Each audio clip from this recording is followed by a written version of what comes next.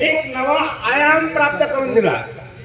पंचकृष्ण प्रबोधन संस्थेच्या माध्यमातून समाजाला प्रबोधित करून गीता ज्ञानाचा मंत्र सर्वसामान्य माणसापर्यंत पोहोचवण्याचं कार्य ज्यांनी केलं असे महानुभाव पंथास लांब ठरलेले आदरणीय पूज्य श्री लोणारकर बाबाजी, या कार्यक्रमाचे कार्याध्यक्ष आदरणीय पूज्य महानुभाव पंथाचे कमिशनर कुलाचार्य श्री खांडेकर बाबाजी, या सर्व ज्ञानमंचावर उपस्थित असणारे महनीय सर्व संत महंत आचार्य मंडळी, आजचा सोहळा एक विनोदनीय सोहळा आहे.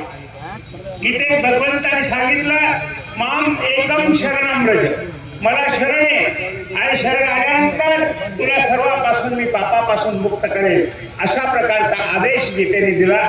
आणि भगवंतांनी श्री चक्रधर स्वामींनी सुद्धा हेच महत्वाचं तत्व सांगितलं.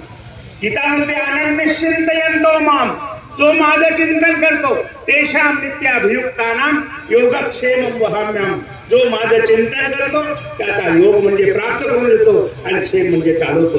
केव्हा चालवतो? त्याला समर्पण झाल्यानंतर. आता उपदेश मंडळीला अनेक लोकांना वाटतं आम्ही 4 पिढ्याचे उपदेश आहोत, आम्ही 40 वर्षाचे उपदेश आहोत. पण बाबा अनुसरण्याचा देव सांगितला. काय सांगितला? अनुसरण्याचा. तुम्ही उपदेश घेतला म्हणजे तुमचा साखरपुडा झालेला आहे. काय झालाय? साखरपुडा झालेला आहे आणि खऱ्या अर्थानं परमेश्वराला समर्पण व्हायचं. आणि मग तो महत्वाचा क्षण तिथून सुरुवात होतो. प्रत्येकाला अनुसरावं लागेल, कारण चौकडीचे नरक चुकायचे असेल तरी तिच्या होळी जो काही चुकती.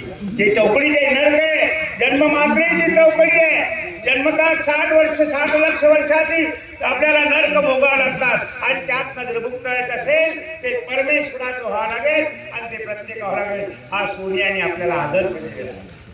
अतिशय कुशाग्र बुद्धीचे गायन बी करते, निवेदन करते आणि त्याबरोबर तिने MA सुद्धा केलेला आहे. आम्ही लहानपणापासून ओळखतो.